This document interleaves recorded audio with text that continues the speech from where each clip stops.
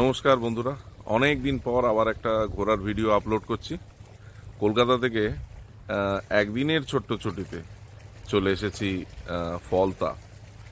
তো আপনারা যারা এই চ্যানেলে আগে এসেছেন তারা জানেন যে মোটামুটি আমি আমাদের ঘোরার ভিডিওগুলো এখানে আপলোড করি। তো অনেক দিন ধরে সেই ভিডিও আপলোড হচ্ছিল না, অফিসের কাজ, তাছাড়া প্রচণ্ড গরম পড়েছিল। প্রচণ্ড গরমে তো ঘুরতে যাওয়া যায় না।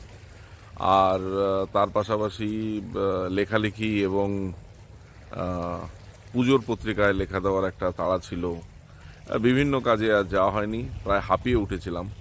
তাই এবারে ভাবলাম যে বেশি ছুটি নেই, শুধুমাত্র রবিবার। তো শনিবার হঠাৎ রাত্রেবেলা নিজেদের মধ্যে কথা বলতে বলতে মনে হলো যে চলো কোথাও একটা যাওয়া যাক। তো রবিবার সকালবেলা হঠাৎ বেরিয়ে পড়েছিলাম। আর বেরিয়ে পড়ার পরে যেটা হয়েছে সেটা হচ্ছে যে কোনো হোটেল বুকিং ছিল না। তো আমরা এখানে এসে এই ফলতাতে অনেকগুলো হোটেল দেখলাম।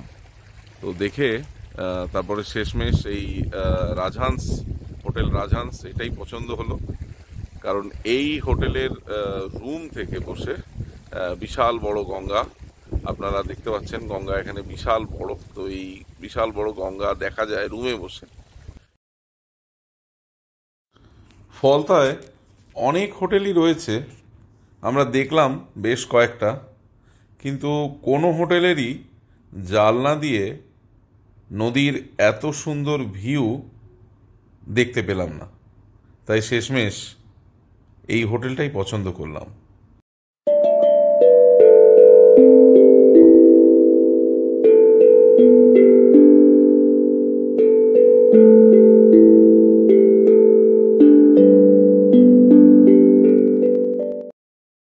এই 9টা, 9:15 নাগাদ বেরিয়েছিলাম দক্ষিণ কলকাতার বাড়ি থেকে, এবং এখানে 11:30 নাগাদ পৌঁছে গেলাম। তো পৌঁছানোর পর আমরা কিছু হোটেল টোটেল দেখে তারপরে এই রাজহান্স হোটেলে এসে খাওয়া দাওয়া করে একটু রেস্ট নিলাম। বিকেলে ঘুরতে গিয়েছিলাম আশপাশটা, এবং তারপর আজ সকালে, আজ সোমবার সকালে এখন 6:30 বাজে। হ্যাঁ, এখন 6:30 বাজে। তো একটু পরে আমরা ব্রেকফাস্ট করে বেরিয়ে যাব এবং যথারীতি অফিসে গিয়ে জয়েন করব। তো এই কলকাতার এত কাছাকাছি 45-50 কিলোমিটার, অবশ্যই দক্ষিণ কলকাতা থেকে, যারা উত্তর কলকাতা থাকে তাদের জন্য আরও একটু বেশি হবে, কিন্তু এই এত কাছাকাছি ঘন্টা 2-2.5 মধ্যে এরকম একটা সুন্দর জায়গা, যেটা একদিনের ছুটি কাটানো। অনেকে ডে আউট প্রোগ্রামও করেন এখানে। আপনারা যারা কলকাতায় হাঁপিয়ে উঠেছেন তারা একদিনের জন্যে দম নিতে আসতে পারেন এখানে অবশ্যই। আর আরেকটা কথা, যারা গাড়ি নিয়ে আসবেন, আমি তো গাড়ি নিয়ে ঘুরি আপনারা জানেন, তো যারা গাড়ি নিয়ে আসবেন তাদের জন্য তো কিছু বলার নেই, গুগল ম্যাপ ধরলেই চলে আসবেন।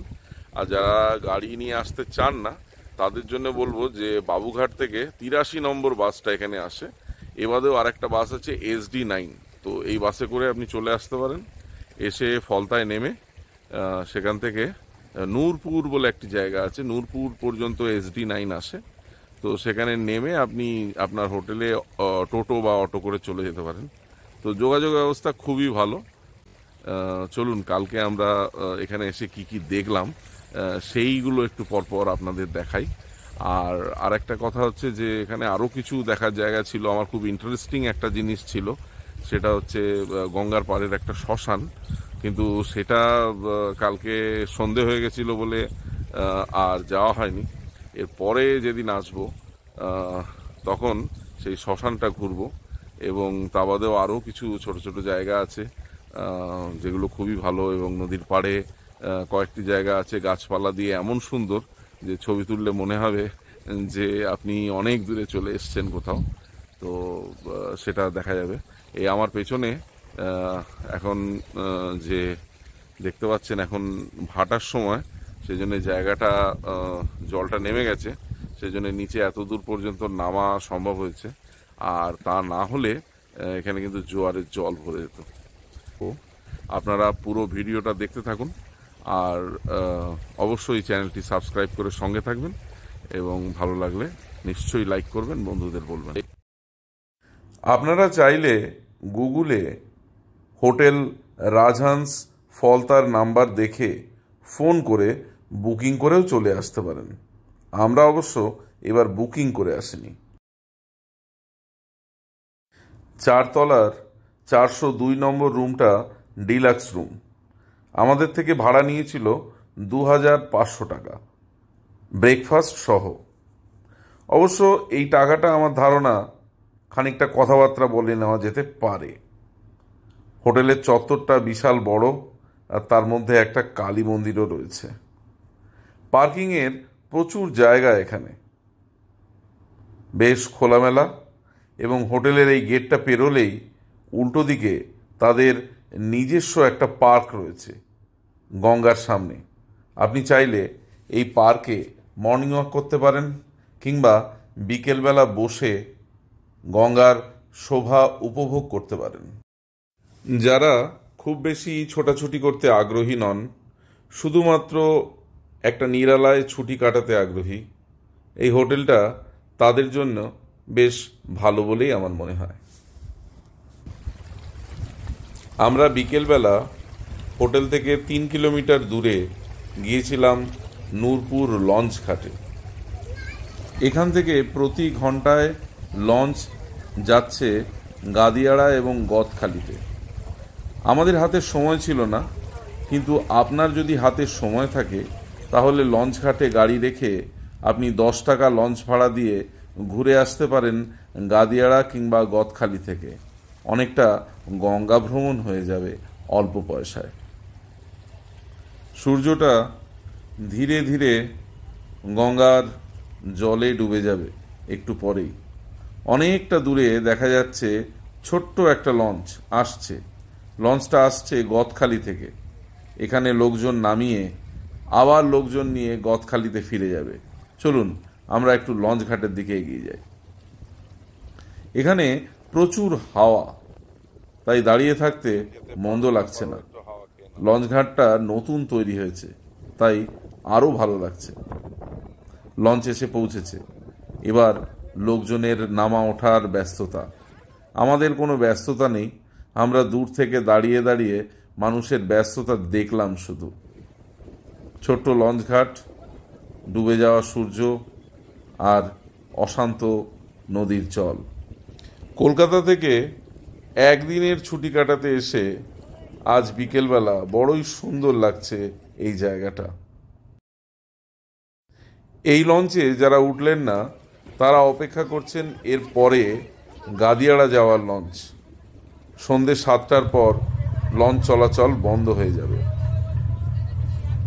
যে লঞ্চটা গদখালি থেকে এসেছিল, লোকজন নামা ওঠার পর সেই লঞ্চটা এইমাত্র ছেড়ে গেল। এই লঞ্চ গিয়ে পৌঁছবে গদখালিতে। এবার আমাদেরও ধীরে ধীরে লঞ্চঘাট ছেড়ে চলে যেতে হবে। যাওয়ার আগে চলুন একটুখানি ছবি তুলে নেওয়া যাক, কিছু স্মৃতি তো রাখতে হবে।